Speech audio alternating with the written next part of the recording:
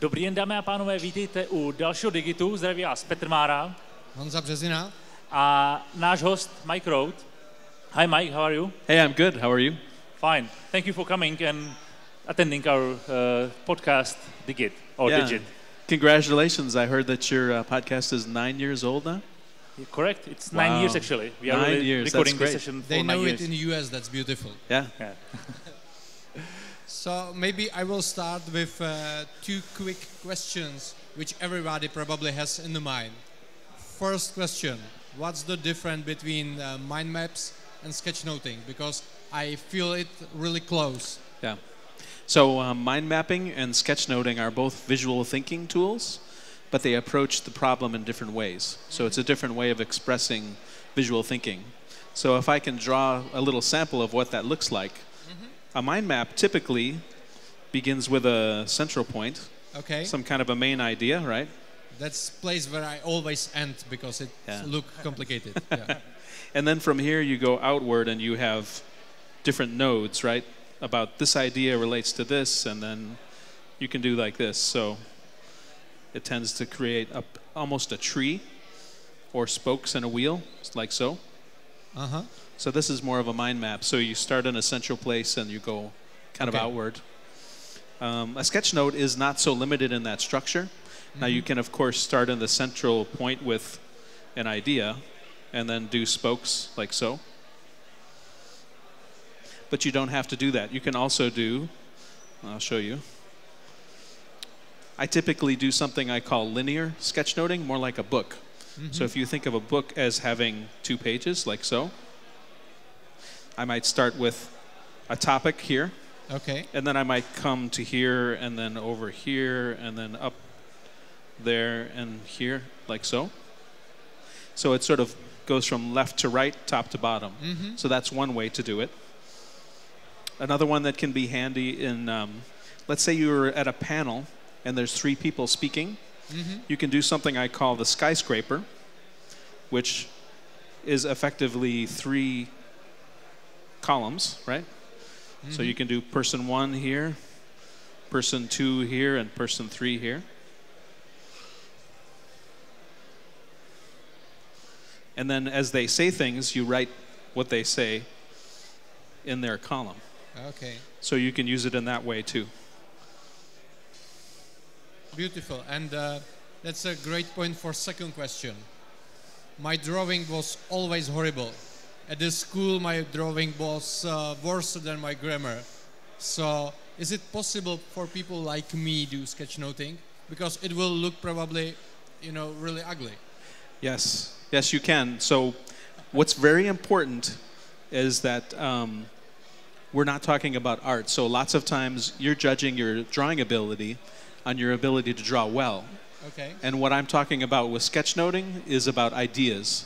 So I always say in the book, ideas and not art, like so. So what that means is, if your drawing ability is rough or imperfect, as long as you can capture the idea for yourself or share it with someone else, say on a whiteboard, then that's enough. So what you can do is enough, and you can always improve. So let's say one of the things I teach in the workshop that I will teach tomorrow is this idea that you can build things simply with just 5 shapes. So a square. Yeah, I'm able to do square. You can do the square? Yeah. Can you do the circle? Sometimes. A triangle, a line, and a dot. And what I do is I'll go through and show, like, if you think about a house is simply a square and a triangle. Even if you did that simple little bit and wrote a word house underneath, you would understand. You can do it. But you can also add more detail. So you can add another rectangle with a door, the handle, maybe the window here, then the smoke coming out. So the idea is that you use these simple objects together to build the things you need to draw. And over time, you start to build a library of different things. So let's say a car, you can do 2 wheels, right? And then a rectangle. So something as simple as that can express the idea. Or like the coffee, I just had a coffee in the other room. It's a little cup like so. Maybe you can use the lines to do the smoke. So, you know, it shows that it's hot. So this is another thing that you can do for building, and you slowly build a library of ideas in visual form that you can use again and again that maybe are specific to your needs. When I see this, it feels like mind mapping is more about the way you think, and sketchnoting is more about stories, maybe? It can be. I think the beauty of sketchnoting is it can do things like mind mapping can, where, so one of the things that I teach is this idea of using sketchnoting to capture your thinking process. Yeah. So using a structure like mind mapping, maybe it's a little looser. Maybe, you know, you start with the idea here, and then you start like drawing a little something over here, and you have some notes about it. And then you think, well, that leads to this other idea. What if I build a house, you know, that has 2 doors on it, and maybe the roof is on an angle or something like that, and here's my patio right here. Maybe I have a light outside, and so you can sort of do little drawings as well, and you're not so structured into the mind mapping, but I think they overlap in some ways. So sketchnoting can be about capturing ideas that other people are speaking to you, or it can be whatever's in your mind, or it can also be an experience. So as an example, I do sketch notes of my meals and of my travel. So when I'm done coming to Prague. Of your meals, yeah. Travel. So it's kind of case study, right? Yeah. So let's talk about a little bit more how you use it and how people use it, right? Yes. What's in it for them? Well, I think it helps you to remember. I'm going to go back and see if I have something for you guys. And I'll show you some case studies. Now let's go back here. Okay. I'm going to jump to the back of my presentation and show you more practical. So let's see. So here is food, a food sketch note. So what the story behind this was, I was in Berkeley, and I went to a restaurant, and I wanted to remember that moment. So I took out my pen and my book, and I drew the meal. I took photos with my camera, so I could eat the food, of course. More important, right? And then after I finished eating, I could use my phone for reference to draw the meal. I wasn't so worried about it being exactly, looking exactly alike, but enough to represent the idea. So when I looked at it again, I could remember, oh, that pasta was really delicious, or the dessert, the plum and blueberry, was very delicious. So it's a reference point in a lot of ways. This is an example of sketch notes that I did in Amsterdam last November. So I wrote the story. So again, you're right that it can capture story or thinking. So in this case, it's the story of my experience in Amsterdam.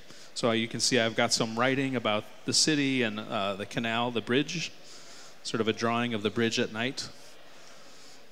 And then on this side, having gone to a little Greek restaurant, I had some yogurt with honey and walnuts.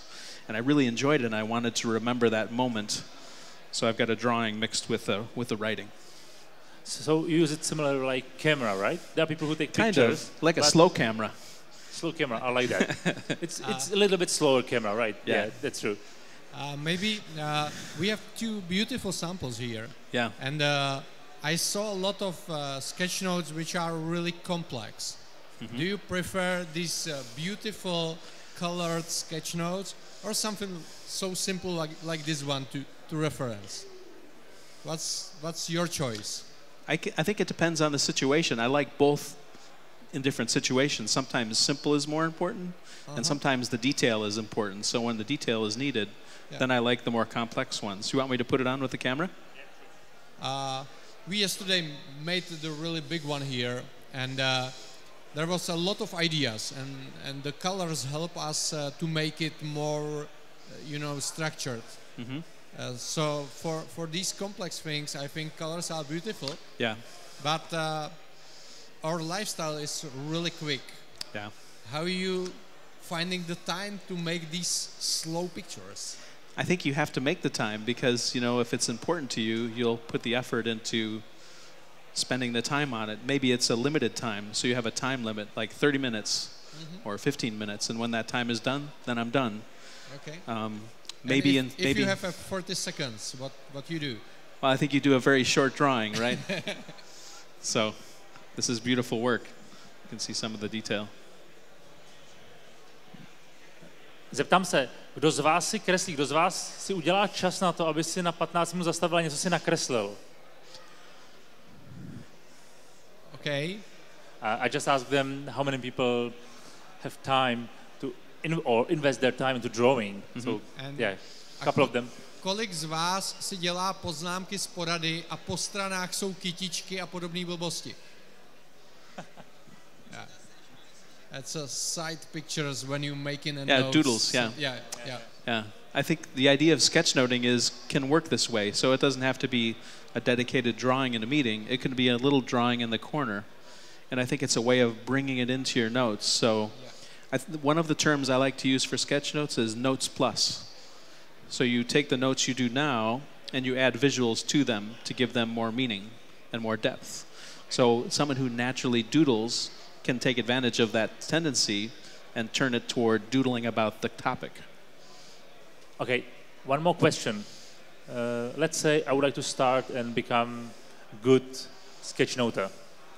How shall I start? What are your tips and tricks? So I would say the first thing to do would be along the lines of what we just said. Take your regular notes. Maybe a solution is if your notes are, say, on a page, an A4 page, like so. Maybe this right side over here, you leave for drawings. And you still write your text over here. One really effective way to help your notes become a little bit richer is using icons. So some icons that I use in my notes that are helpful could be, and maybe you use these already, like a star for emphasis, or a burst like so. So I guess it's cool for to-do list as well, right? It might be kind of context or tagging. Yeah, in fact, so one of the things that I teach is the idea of drawing little tasks. If it's already started, I put a little dot in the middle. If I decide, I don't want to do that, I cancel, right? If I delegate it to you, let's say. No, thank you. I can do like this and then write your name. And then, of course... Can you make the shape opposite side? Yeah. Peter has much more time than me. I give it to both of you. Thank you. Another one that's helpful is sort of this alert icon. So if you feel like, oh, the scope of the project is starting to get too big, you can put this icon in there. If you have an idea about something else while you're in the middle of it, you can do like this. And the beauty of this is you're still writing your notes as you always do, but now you have icons to help you scan through and find the action items.